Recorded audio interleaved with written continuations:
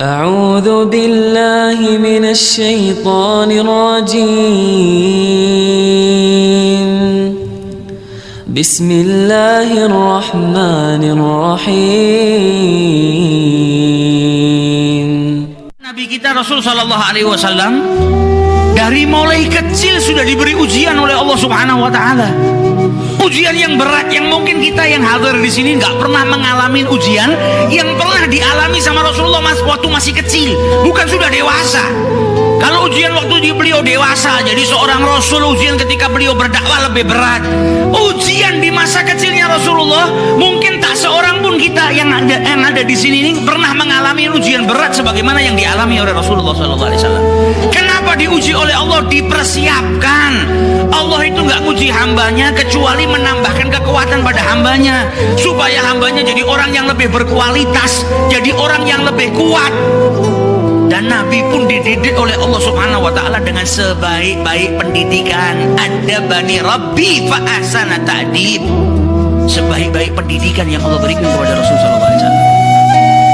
Bayangkan lahir ke muka bumi ini nggak punya ayah. Insya Allah kita yang di sini semua lahir pernah ngalamin punya ayah, pernah cium tangannya ayah, pernah manggil ayah kita dengan sebutan ayah.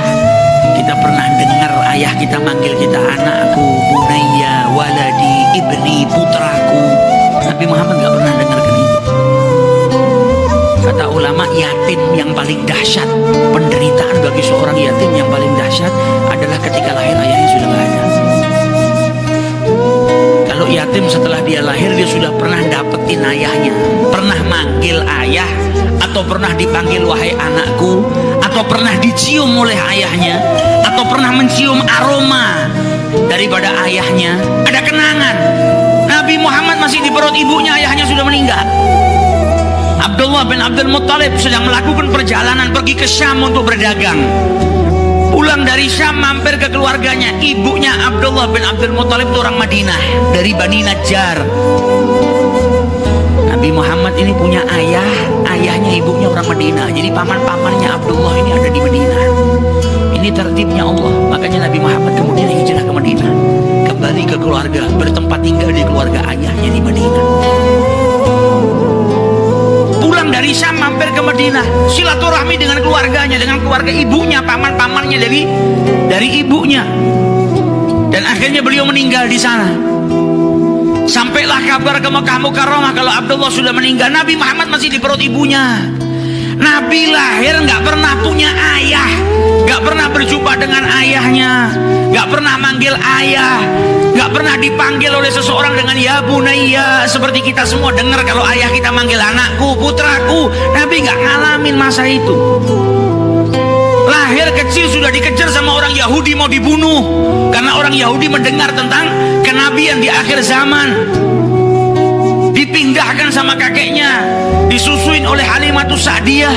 Ketika usianya 6 tahun dijemput sama ibunya Siti Aminah, dibawa ke Madinah untuk bersilaturahmi dengan keluarga ayahnya dan juga berziarah ke makam ayahnya supaya tahu, nak, ayahmu punya keluarga di Madinah, supaya kenal dengan keluarganya. Ini pelajaran penting juga buat kita. Terkadang kita punya paman, punya bibi, punya keluarga, nggak pernah kita silaturahmi. Nabi Muhammad dari kecil sama ibunya dibawa, diperkenalkan dengan saudara-saudara ayahnya yang ada di Madinah. Aminah bawa Rasulullah perjalanan 500 km dari Mekah ke Madinah, hanya bertiga. Seorang janda yaitu ibunya Rasulullah SAW, Aminah, bawa anaknya yang usianya 6 tahun, Muhammad bin Abdullah, dan bawa salah satu pembantunya yang bernama Ummu Aiman.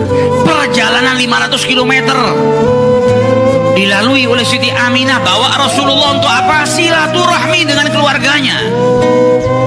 Sampai di Madinah diperkenalkan dengan keluarga ayahnya, silaturahmi dengan keluarga ayahnya, dan sempat berziarah atau ditunjukkan oleh Siti Aminah makam daripada ayahnya. Bayangkan seorang anak yang gak pernah berjumpa dengan ayahnya, lahir ke muka bumi ini dalam keadaan yatim, gak pernah berjumpa dengan ayahnya. Ketika ngelihat makam ayahnya, setelah itu pulang ke Mekah, maka setiap anak pasti di perjalanan yang ada di kepalanya siapa? Ayahnya. Karena baru pertama kali berjumpa dan bukan berjumpa dengan ayahnya masih dalam keadaan hidup, tapi ayahnya sudah meninggal dunia. Jalan sama ibunya pulang ke Mekah, perjalanan baru 150 km. Di tengah jalan di sebuah desa yang bernama Abwa, ibunya sakit dan meninggal dunia. Kita di sini ada nggak yang ngalamin ujian seperti itu? Saat usia 6 tahun, lahir nggak punya bapak, 6 tahun baru jalan bareng sama ibunya.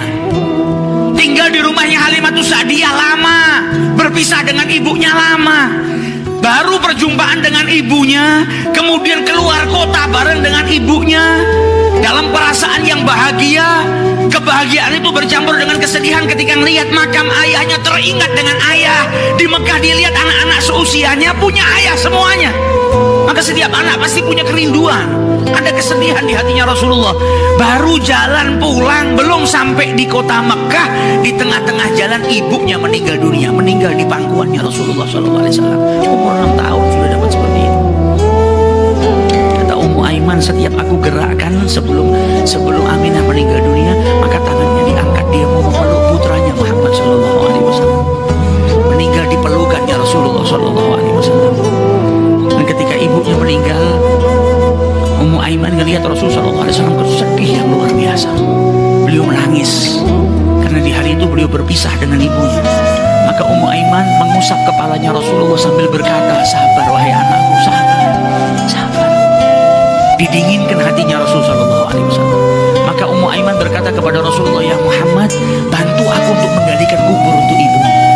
Anak usia 6 tahun lahir gak ketemu dengan ayahnya. Saat itu dia berpisah dengan ibunya dan dia harus menggalikan kubur untuk ibunya sendiri. Maka digali kubur tersebut oleh anak yang usianya masih 6 tahun. Kuburan ibunya sendiri dia gali. Setelah digali, dimasukkan jenazah ibunya tercinta di situ. Setelah dimakamkan, kata Ummu Aiman, aku pegang tangan Muhammad dan aku ajak dia pulang ke Mekah. Maka ketika aku pegang tangannya, Muhammad berjalan sambil berkata, Ummi, Ummi, ibuku. Seakan mengatakan, jangan tinggalkan ibuku. Kita berangkat bersama, kenapa pulang harus berpisah? Anak usia 6 tahun. Sama Allah Subhanahu wa Ta'ala telah diberikan ujian yang luar biasa. Ujian yang tak lain untuk menambah kekuatan bagi Nabi besar Muhammad SAW. Nabi ini pegang amanah yang gak sembarang amanah. Allah gak akan memberikan amanah kecuali kepada orang yang kuat. Dari kecil dididik sama Allah supaya apa? Supaya kuat. Al-i'dad minallah, dipersiapkan untuk mengemban amanah yang besar, untuk berdakwah dengan tantangan yang luar biasa.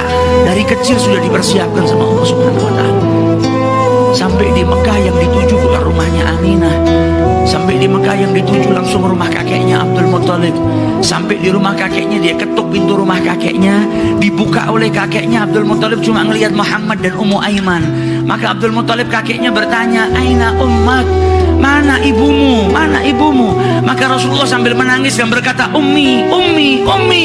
Dan Ummu Aiman berkata, laqad matat, telah meninggal ibunya. Maka Abdul Muttalib menangis yang luar biasa, sedih ngelihat cucunya yang lahir tanpa seorang ayah. Usianya baru 6 tahun sudah pisah dengan ibunya, ibunya meninggal. Maka dipeluk Rasul sallallahu alaihi wasallam dan kakeknya berkata, anta bunayya, engkau anakku, jangan takut, engkau tidak sendiri, engkau ini anak saya. Dalam kisah yang pendek ini kita bisa dapat banyak pelajaran. Maka sejarahnya hidupnya Rasulullah SAW ini pelajaran penting buat kita. Nabi masih usia seperti itu sudah dapat ujian yang besar dari Allah Subhanahu wa Ta'ala, dan dia adalah kekasihnya Allah Subhanahu wa Ta'ala.